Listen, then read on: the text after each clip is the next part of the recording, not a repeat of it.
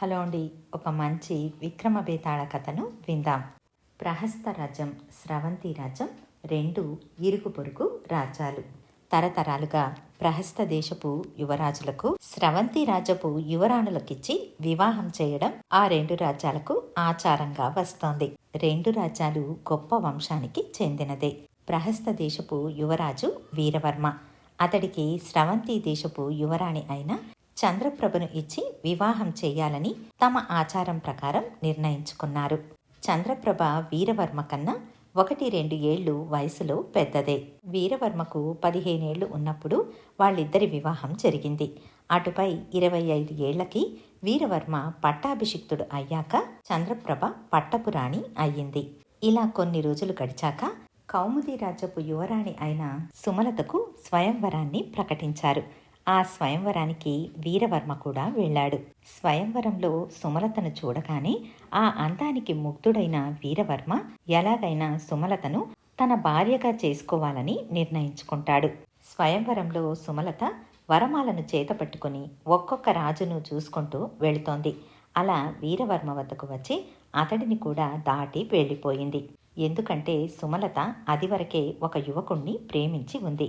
ఆ యువకుడికే తన మాలను వేయటానికి వెళుతోంది. ఎప్పుడైతే సుమలత తనను వరించకుండా ముందుకు వెళ్ళిందో వెంటనే ఇది వీరవర్మకు అవమానంలాగా అనిపించింది.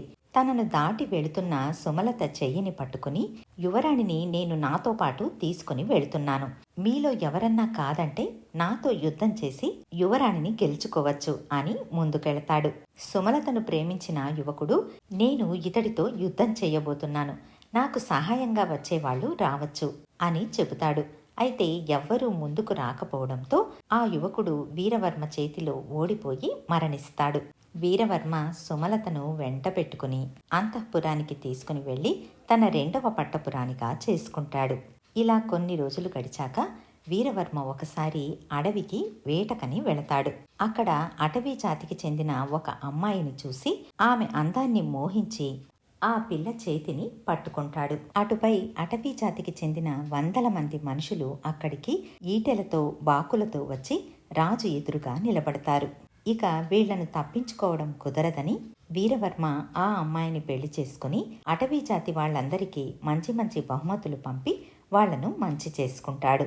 అటుపై వీరవర్మ 3 రాణులతో ఎంతో సంతోషంగా ఉంటాడు. కొన్ని రోజులు గడిచాక ఒకసారి వీరవర్మ వద్దకు ఒక సాధువు వస్తాడు. అతడికి అతిథి సత్కారాలు చేసి భోజనపు ఏర్పాట్లు చేయిస్తాడు వీరవర్మ. సాధువుకు వడ్డించడానికి 3 రాణులు వస్తారు. అయితే సాధువు వాళ్లను వద్దని చెప్పి పంపించేసి సేవకుల వద్దే వడ్డించుకుని భోజనాన్ని చేస్తాడు. భోజనాలయ్యాక వీరవర్మ సాధువును కలుసుకొని, స్వామి, వాళ్ల 3ని వడ్డించమని నేనే పంపించాను, మీరెందుకు తిరిగి పంపించేశారు అని అడుగుతాడు.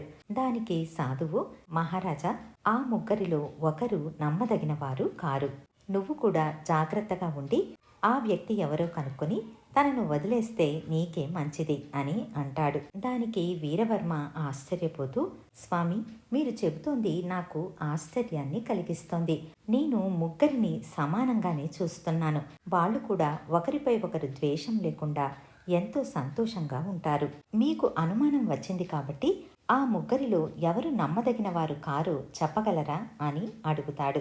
దానికి సాధువు, నాకు వాళ్ళు విడివిడిగా తెలియదు కాబట్టి ఇప్పుడు నేను ఆ విషయాన్ని చెప్పలేను, కానీ వాళ్ళెవరో కనుక్కోవడానికి నీకొక ఉపాయాన్ని చెబుతాను అని మహారాజుకు రహస్యంగా ఒక విషయాన్ని చెబుతాడు.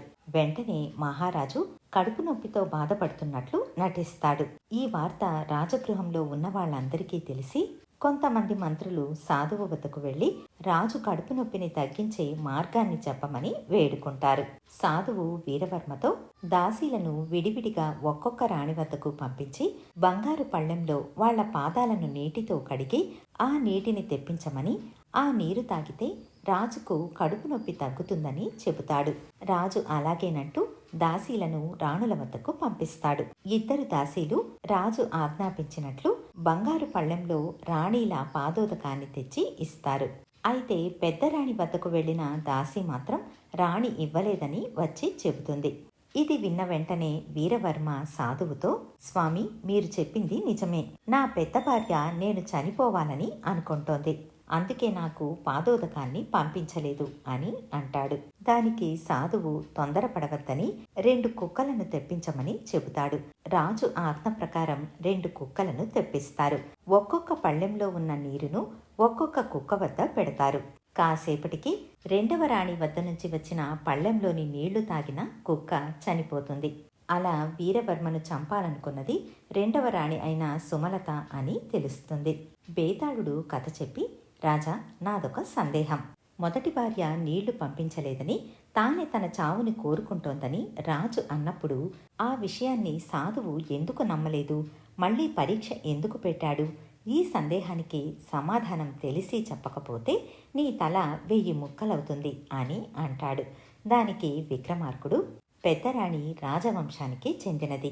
అందుకే తన కాళ్ళు కడిగిన నీళ్లు రాజు తాగితే అతడికి కడుపు నొప్పి తగ్గుతుందంటే తాను నమ్మలేదు.